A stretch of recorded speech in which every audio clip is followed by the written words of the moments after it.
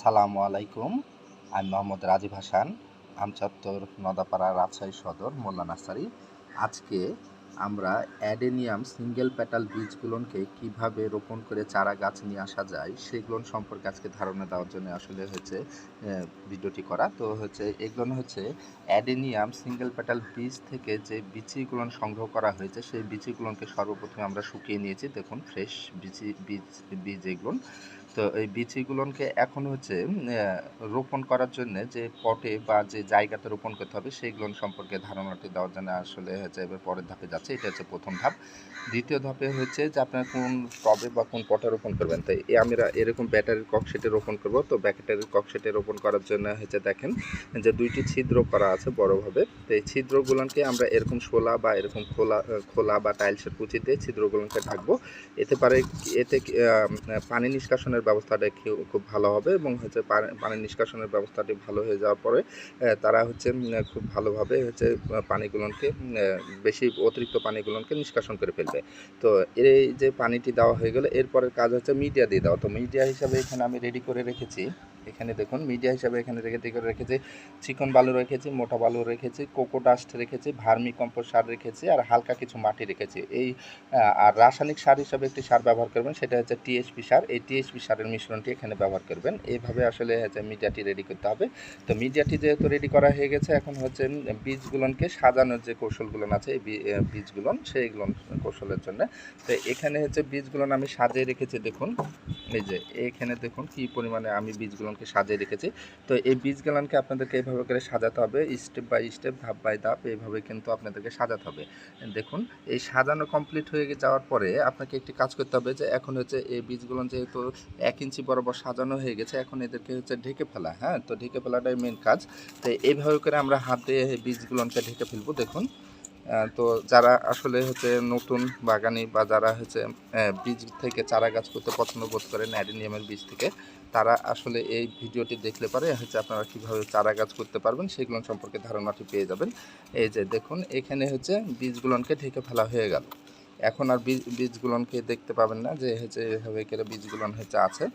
তো বীজগুলো যখন এইভাবে করে ঢেকে ফেলা হয়ে যাবে, এরপরের কাজ করতে হবে যে হচ্ছে আপনাকে পানি দিয়ে দিতে হবে। হ্যাঁ, তো পানিটি দেওয়ার জন্য হচ্ছে আপনি পানিটি দিয়ে দিতে হবে। পানিটি দিয়ে দেওয়ার পরে আপনাদেরকে এই বীজগুলোকে রাখতে হবে একটি শুকনো জায়গা বলতে হচ্ছে মানে রোদের নিচে রাখতে হবে। হ্যাঁ, আগে পানি দিয়ে দেবেন, সম্পূর্ণটাতে পানি দিয়ে দেবেন। তো প্রথম দিন পানিটি বেশি করে দেবেন, এরপরে পানিটি না শুকানো পর্যন্ত আর পানি দেওয়ার প্রয়োজন নাই। তবে হচ্ছে আপনারা চেষ্টা করবেন যে দিনের বেলা রোদে দিবেন আর রাত্রের বেলা যাতে বৃষ্টি না হয় এরকমভাবে বৃষ্টির আড়ালে রাখতে হবে। আপনারা এইভাবে যদি 1 সপ্তাহ 10 দিন, যদি 1 সপ্তাহ 10 দিন যখন দেখবেন যে হচ্ছে এভাবে যখন অবজারভেশন করবেন, তখন আপনারা দেখতে পাবেন যে বীজগুলো আপনারা হচ্ছে দেখতে পাবেন যে এইভাবে আমি আরেকটি পটে আমি রেডি করে রেখেছি।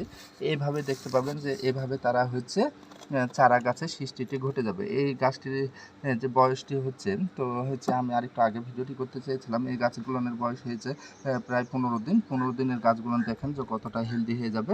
আর 15 দিনের গাছগুলো যখন হেলদি হয়ে যাবে তখনও আপনাদেরকে অপেক্ষা করতে হবে গাছগুলো যাতে হচ্ছে চারা গাছের জন্য রেডি হয়, আর একটু বড় সাইজ হয়, তবে আপনারা হচ্ছে চারাগুলোকে উঠিয়ে ট্রান্সফার করতে পারবেন। তো হচ্ছে এটি হচ্ছে 15 দিনের হচ্ছে চারা। 15 দিনের চারা হয়ে যাওয়ার পরে অপেক্ষা করতে হবে আরও 1 মাস। তো এইটি হচ্ছে আপনার হচ্ছে 1.5 মাসের চারা। আরও 1 মাস অপেক্ষা করলে পারে এটি 1.5 মাসের চারা। এইগুলো হচ্ছে অ্যাডেনিয়াম। তো আমি একটি চারা গাছ আপনাদেরকে উঠিয়ে দেখাচ্ছি। দেখুন যে হচ্ছে কী পরিমাণ হচ্ছে তাদের হচ্ছে কটেজগুলো এসছে এবং হচ্ছে কতটা বড় সাইজ এসছে।